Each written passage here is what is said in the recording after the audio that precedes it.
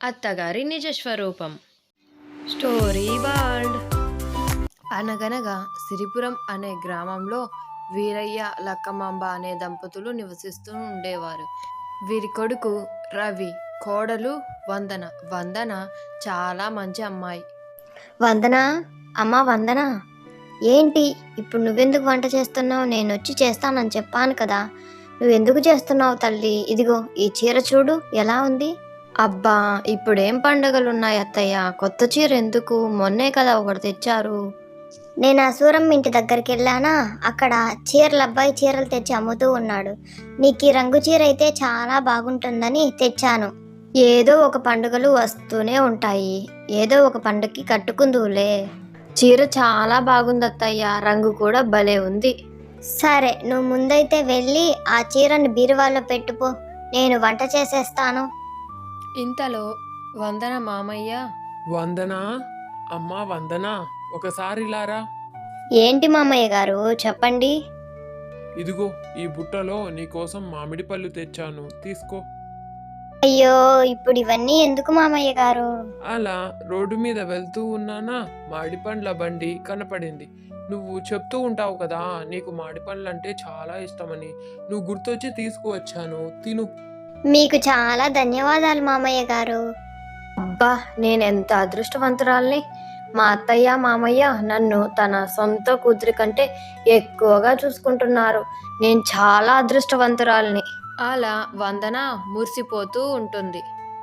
ఒకసారి వందన నిద్రపోతూ ఉండగా తనకి ఏదో మాటల చప్పుడు రాగా నిద్ర లేచి చూస్తుంది.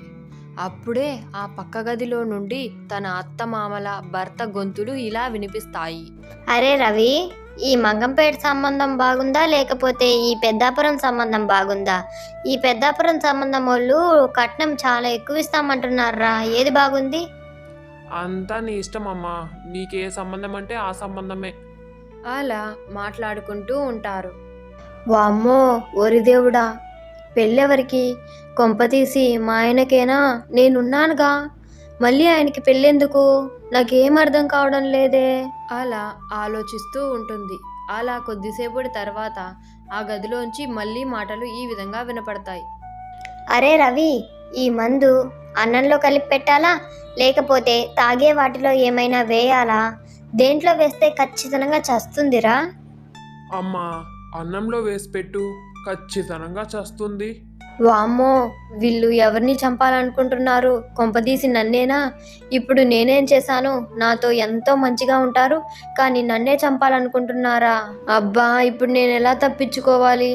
అమ్మ దగ్గరికి వెళ్దామన్నా బయట అంతా చీకటిగా ఉంది. ఇప్పుడు నేనేం చేయను దేవుడా? ఒక పని చేస్తా, వీళ్ళేం పెట్టినా రేపు పొద్దుని వరకు తినకుండా ఉంటా. పొద్దున్నే మా అమ్మ దగ్గరికి వెళ్ళిపోతాను. ఈ విధంగా వందన ఆలోచిస్తూ ఉంటుంది. ఆ మాటలన్నీ విని వందన ఎంతో బాధగా కూర్చొని ఉంటుంది. అమ్మా వందన, రా తల్లి, భోజనం చేద్దాం, అసలే ఆలస్యమైంది. రా త్వరగా భోజనం పెడతా. అది మరేమోనండి, నాకు ఇప్పుడు ఏం తినాలి అనిపించలేదు అత్తయ్య గారండి. అది కాదమ్మా వందన, ఖాళీ కడుపుతో అలా పనుకుంటే నిద్ర కూడా రాదు. కాసిన్ని పాలైనా కాంచుకొని వస్తాను, తాగుదు ఉండు. వామ్మో, ఈరోజు ఈవిడ నన్ను చంపకుండా వదిలేటట్టు లేదుగా అని మనసులో అనుకుంటూ, నాకు పాలొద్దు, ఏం వద్దు అని చెప్తున్నాను కదా. నాకు ఏమీ వద్దని చెప్తున్నాను కదా, ఎందుకు నన్ను ఇలా విసిగిస్తున్నారు? అని వందన గట్టిగా అరవడంతో అక్కడికి తమ మామయ్య భర్త కూడా వస్తారు. మరి మీరు పెట్టే అన్నం తిని చస్తానిప్పుడు. ఏంటమ్మా, అన్నం ఏంటి, చావడం ఏంటి తల్లి? నువ్వేమైనా కలగన్నావా? ఏమైంది నాకు సరిగ్గా చెప్పు. మీరు ఈయనకి రెండో పెళ్లి చేయాలనుకుంటున్నారుగా, నేను ఇక్కడే ఉండి మీ మాటలన్నీ విన్నాను. నన్ను మీరు చంపొద్దు, నన్ను మీరు చంపాల్సిన అవసరమే లేదు. నేను ఈ పెళ్ళికి ఏమాత్రం అడ్డుపడను, నేను మా ఇంటికి వెళ్ళిపోతాను, నన్ను చంపొద్దండి అని వందన అనగానే వాళ్ళందరూ నవ్వుకుంటారు. ఏంటి మీరందరూ నవ్వుతున్నారు? మీ పథకం నాకు తెలిసిపోయిందనా? అమ్మ వందన, ఆ పెళ్ళి మీ ఆయన కాదు, మొన్న మీ చిన్నత్త వచ్చినప్పుడు చెప్పింది కదా తన కొడుకు ఒక సంబంధం చూడమని. ఆ సంబంధం కోసం మాట్లాడుతున్నాము. అందులో మీ ఆయన్ని ఏ సంబంధం బాగుంది అని అడిగానమ్మా. అవునా అత్తయ్య, మరి ఆ చంపడం ఏంటి? అయ్యో, చంపడం అంటే నిన్ను కాదు తల్లి. వంటగదిలో ఎలుకలు బాగా ఎక్కువయ్యాయి. వాటిని చంపడం కోసం రవి ఒక మందు తెచ్చాడు. అవి దేంట్లో పెడితే అవి చస్తాయి అని అడుగుతున్నానమ్మా. మీరు చెప్పేదంతా నిజమేనా అత్తయ్య? నేను ఇక్కడ నుండి విని మీరు నన్నే చంపుతున్నారేమో, మా ఆయనకి ఇంకొక పెళ్లి చేస్తున్నారేమో అనుకున్నాను.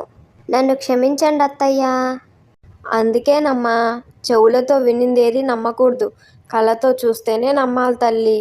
సరేలే పద, భోజనం చేద్దాం. నీకంత అనుమానం అయితే నీకు పెట్టిన అన్నం మొదట నేను తిని ఆ తర్వాత నీకు ఇస్తాను, తిందూరా. అయ్యయ్యో, అదేం లేదత్తయ్యా. పదండి వెళ్ళి భోజనం చేద్దాం. అని అందరూ భోజనం చేయడానికి వెళ్తారు. ఇక వారందరూ ఎంతో సంతోషంగా జీవిస్తున్నారు. హలో ఫ్రెండ్స్, నమస్తే. ఈ కథ మీకు నచ్చితే లైక్ చేసి, కుదిరితే కమెంట్ చేసి, మీకు నచ్చిన వారికి షేర్ చేయండి.